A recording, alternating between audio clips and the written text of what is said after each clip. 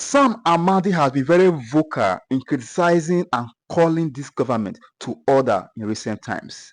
Amadi is out again to call on Nigerians and to let Nigerians know that if we continue to shy away from making frank discussion about certain happenings across the nation, that things may go very bad beyond expectation. I will start by saying that the assumption here is that our failure is because of the institution itself. That's, we have framed this debate to sort of libel parliament presidentialism, saying that it failed, not that the practice of it failed. So there are three, I'll start with three realisms. First is that institutions matter, and Chinda is correct. Structure matters. Again, institutions matter not in the ideal form, but in their real form, how you practice them. There's a difference between an institution defined and institution in practice. So even though scholars say that presidentialism clearly less costly, in terms of empirics, greater GDP growth as people operate parliamentary system have greater GDP growth than presidential system. But if you look across the world, you see that we have hybridization. So Israel, South Africa, they are parliamentary presidential. So we should bear that in mind. There are few totally ideal parliamentary and presidential system, maybe the US and the UK. France is a mixture. Germany is a mixture. So we shouldn't run away with the idealism that presidential system, parliamentary has failed. Now back to the point you raised, which is very important. Now, how do we choose systems? Power is at the heart of institutional change or not, meaning that those who benefit by an institution will have less incentive to change those institutions. But power is not uniform. That means, like I think the keynote speaker made a very important point. There are dimensions of power. And the new thinking is what they call end of power. People like Moses Naim, okay? What does that mean is that power is no longer hierarchical. We don't talk in terms of government, we talk about governance. We talk about network, we talk about influence. So this kind of conversation can create narratives, number one, that are powerful. Can also create narratives that show win-win. So politicians who probably are wedded to presidentialism and the power it gives will see that parliamentary system actually does not hurt them as much as they think. So there's this idea of why should we change the system if we are beneficial? But if you show that this system actually is not benefiting you as much as you think, you shift the investment of resources and time to protecting that system to allow it change. But ultimately, I think there is what I call social virality, meaning that changes come when it gets to maybe epidemic level. Social change trends get to a point of tipping point where the conversation becomes very hot, empowering,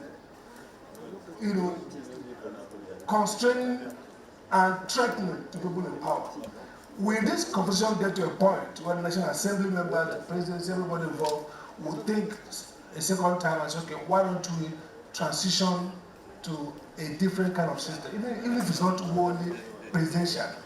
What will determine it is whether the promoters of this system are able to embed it in social realism. The people see it as their project. It becomes part of town hall conversation. The religious leaders who are powerful sign on. Social actors who are leaders sign on. So in a sense, it becomes organic.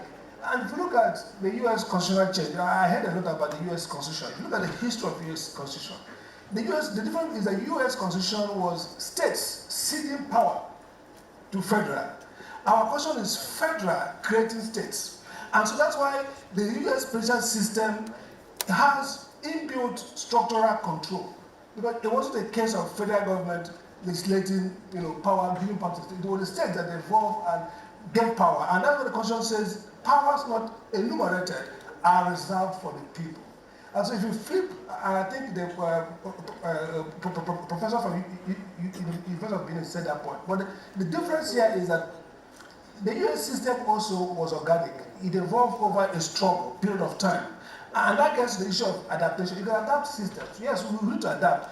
But the key thing about choice of model to choose is what's overriding state society model. The Nigerian state was a feudal, neo-feudal state. And it created the constitution in a manner that preserved those unaccountable centers of power, because the Nigerian elites really never wanted to democratize. So we are take democracy as a structure, but the organizing principle of egalitarianism, of openness, of accountability is absent in our social cultural framing. And so it leads to how we choose what model, what we choose from the constitutional framework. So the only consensus I can get is this, that what we have on ground is just not good enough for us. That what we have on ground is not just good enough for us, and that we cannot continue to simply accept it as such, as if that is the best that we can get.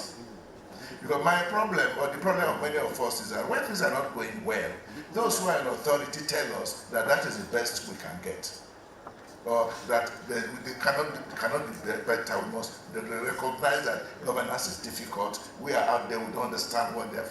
But from this consensus, we are realizing that we are not getting the best. The emphasis seems to be on the legislature during this discussion so far. And that is why the debate is on what kind of parliament do we want. Do we want a parliamentary system or a presidential system, but is still focusing on parliament. But I would rather wish we should also expand the discussion to all the three arms of the government, namely the executive, the judiciary, and the legislature. And whatever we say of the legislature should be also applicable to the other two branches of government. And if all are not taken together, you cannot move forward simply by juggling around with what kind of parliament we will have. So I'm not too much worried what kind of parliament. I'm rather worried what kind of government we have. And I believe that, as it's already said by the previous panel, the main purpose of government is the good of the people, and their safety, their security, and their prosperity.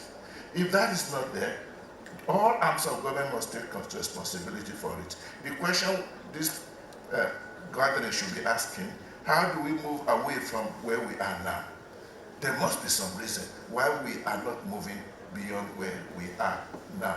As a religious leader, I look at what was happening, and I am more interested not so much in the structures, what kind of structures we have in government. I'm more interested now in the people who are running government, and what is it that is moving them when they do things. And so I want us to distinguish between the structures and the spirit.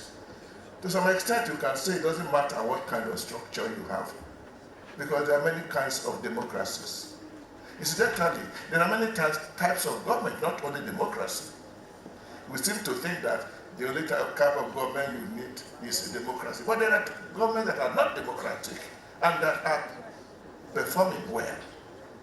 So we may want to extend our discussion in that direction. I'm not sure if we have the courage to do so. But generally, it is said today that the best form of government is democracy. And we have opted for that. So if we have opted for that, we must do it well. And that is where me and our sheikh there comes in. I ask myself, because every now and again, religion keeps coming up in the discussion. What has been the role of religious leaders in this whole picture? Or to put it differently, if our system is running badly, what is the position of religious communities and leaders in this mess in which we are? Have we been part of the problem, or have we been part of the solution? Obviously, I will hope we will be part of the solution, because that is what I believe religion should be.